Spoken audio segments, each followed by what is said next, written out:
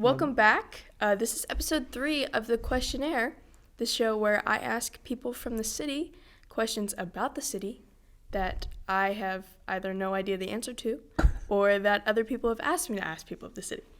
This is episode 3, and today's topic is sales taxes. Woo. Did you introduce yourself? I did not. I hadn't even finished yet. Oh my God. I can't do this.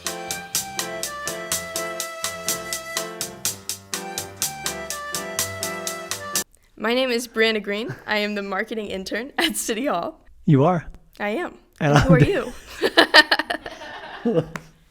Okay. We're going to start from the top.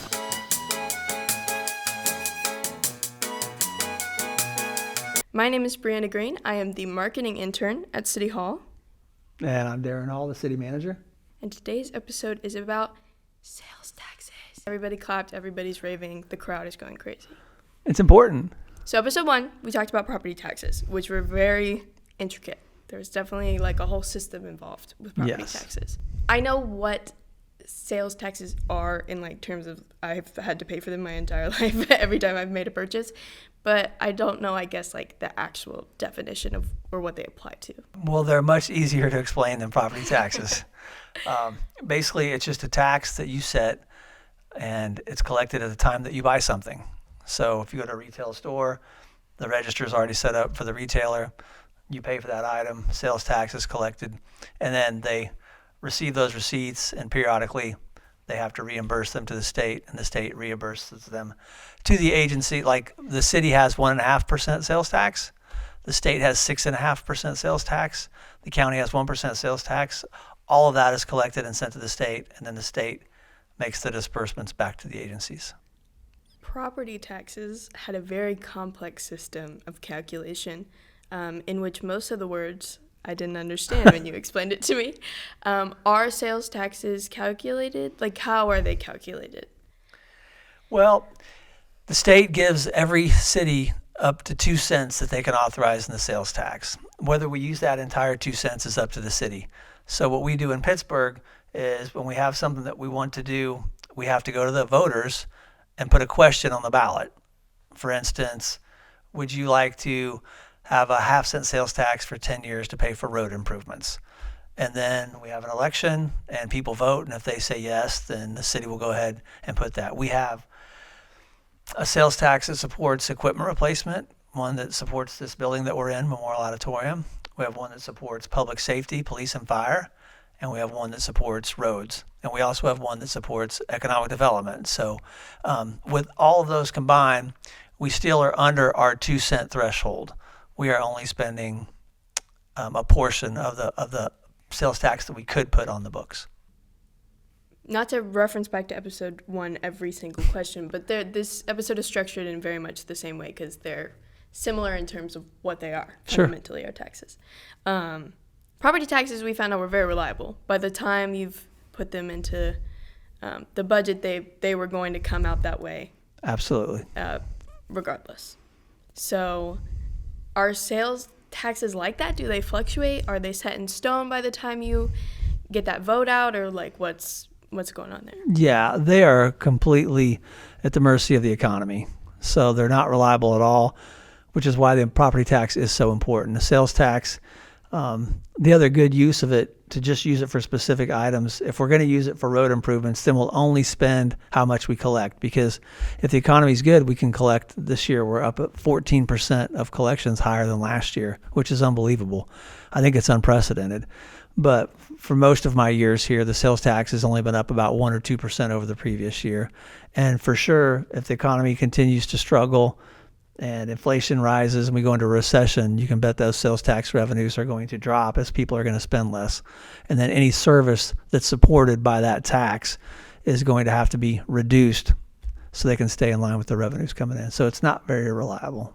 Okay, so not only is sales tax at the mercy of the economy, but the stuff that is being funded by sales tax is at the mercy of sales tax. Absolutely. Which is at the mercy of the economy. You are correct. Yeah. Cool. So we went over briefly what sales taxes pay for. Can you go more in depth on that? Like some of the specifics what they pay for? For sure. So We're very fortunate in Pittsburgh for the street sales tax that we decided to ask the voters to allow us to put in a matching program for sidewalks. So there's $100,000 a year set aside. Anybody that wants to fix or put in a new sidewalk around their property, whether it's residential or commercial, can come to the city. And we have a contract with a company that will come in and do all that work. The individual won't have to bid it out. And then we'll pick up half of that. And then the other half they can pay for in one lump sum, or they can assess that back to their property taxes for 7 years. So that's a very friendly program. The equipment replacement program, not a lot of people know about because it's kind of an internal function of the city, but buying vehicles, buying mowers for the parks, those kind of things. There's a piece of sales tax that's carved out just for that, because a lot of communities our size struggle with replacing equipment through their property tax. And so for us, it's been very advantageous to have that. And so we know every year there's at least some equipment that we're going to be able to replace and keep everybody using safe equipment out in the field. And unlike property taxes, sales tax applies to everyone who comes into the city? Like every person who sets foot in Pittsburgh pays sales tax? Absolutely. If you're from another town and you come to Pittsburgh and you spend your dollars here, you're going to pay sales tax. I guess I should ask, that goes back to Pittsburgh, and only like anything spent here comes back to here for the most part? Absolutely. If you're a Pittsburgh entity and you collect sales tax, it will be remitted back to the city. But we're fortunate every year. It seems like the trend we're on right now, we're almost at a 2-for-1 where we have twice as much money than we are generating on our own. So if you live in Frontenac and I live in Pittsburgh, all of my money is coming back, but also we have almost twice as much, so your money is coming back too. We have, for every person that spends it, we have another person outside spending it here too. That really helps our services, and it doesn't put all the burden for those services on the citizens that live here. It's a good thing. Cool. That was probably a really bad explanation. No, But no, I got it. Does that make sense? I got it. So is that why like big events here are important, like sporting events, like the people who come in to watch the Pitt State football games, or like Art Walk just happened, stuff like that? Yeah, one of our main goals is to get as much tourism we can into Pittsburgh, because it helps all the retailers, but it also helps fund all those specific programs I listed that are paid for with sales taxes. All right. You know what? I would say this is the episode I had the most grasp on beforehand, but I did still learn a lot. Thank you so much for coming on here to talk about taxes with me. Very fun and You know I exciting way to love spend your talking afternoon. about city revenues.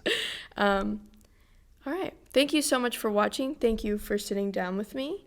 And I will see you next episode. Thanks for having me on, Bri.